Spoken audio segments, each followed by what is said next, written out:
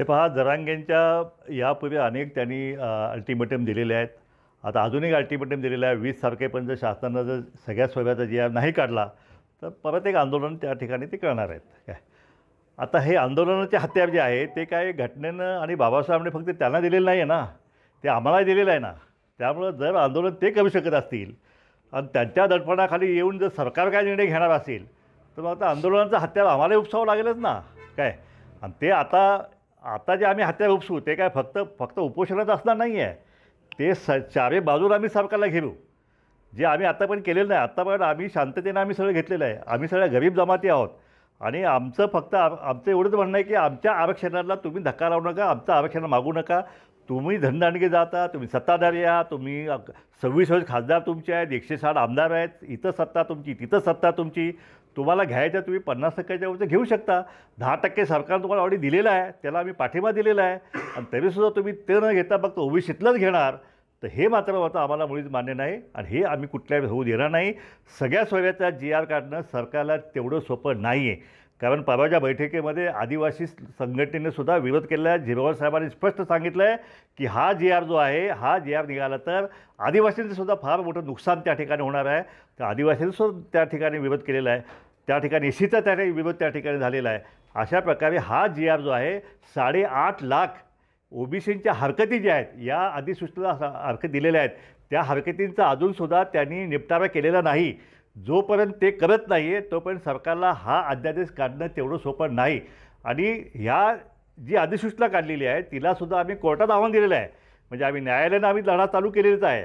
इकडं आंदोलनाचं आम्ही हातात उपसलेल्या हाके सरांचं आंदोलन असेल, वाघमारेंचं असेल, ससाण्यांचं आंदोलन असेल, त्या आंदोलनाच्या हत्यारानं सरकारला ऑलरेडी आम्ही घायल केलेलं आहे.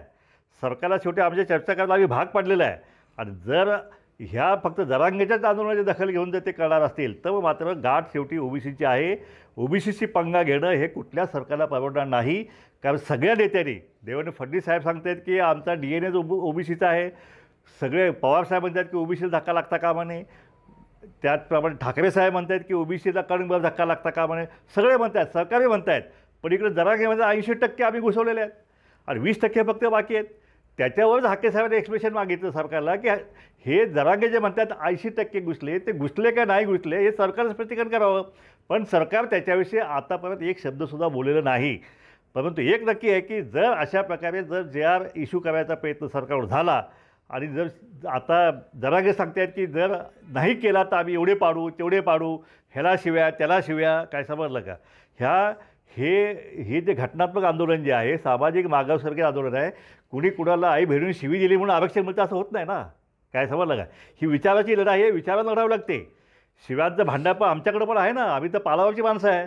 शिव्यांचा उगमच आमच्या पालावर होतो ना.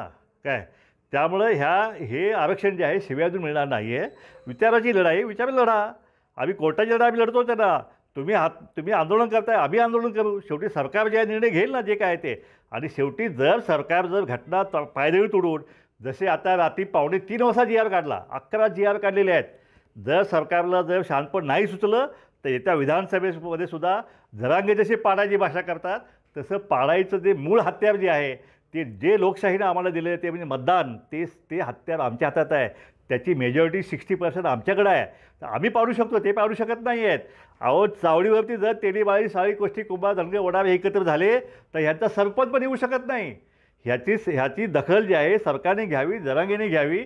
आणि त्यामुळं आतापर्यंत हे जे आमचं राज्य आलं ते आम्ही सगळ्यांनी मिळून यांना आमदार केलं ना, यांना खासदार आम्ही केलेलं आहे आणि म्हणून हे झालेलं आहे.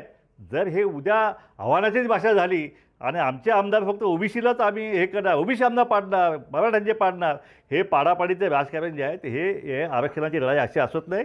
आरक्षणाची लढाई जी आहे ती घटनात्मक संविधानात्मक केली गेली पाहिजे. मराठा समाज मागासवर्गीय नाही, ह्या सगळ्या आयोगाने सिद्ध केलेलं आहे. सुप्रीम कोर्टाने 5 मे 2021च्या निर्णयामध्ये सुद्धा ते सिद्ध झालेलं आहे. त्यामुळं घटनात्मक हे आरक्षण जे आहे ते मराठा समाजाला कदापि मिळू शकत नाही आहे. तुम्ही घटना दुरुस्ती करा, वरचं घ्या, आमचं काही म्हणणं नाही.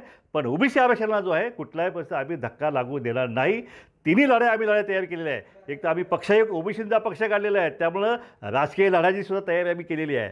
आम्ही रस्त्यावरची लढाई आम्ही आता आमचे हाकेसारखे आमची तरुण मुलं आधी तयार झालेली आहेत, ती सुद्धा रस्त्यावर लढाई आता तयार झालेली आहेत. त्याप्रमाणे ही रस्त्यावरची लढाई, राजकीय लढाई आणि न्यायालयीन लढाई जी आहे या ठिकाणी मंगेश ससाणे होते. मंगेश ससाणे ह्या सगळे सोयऱ्याच्या जी आरला चॅलेंज केलेला आहे. आत्ता 28 का 29ला त्याची सुनावणी आहे आणि त्याच्यामध्ये त्या जी आरचा फडशा जो आहे तो आम्ही न्यायालयात पाडल्याशिवाय राहणार नाही.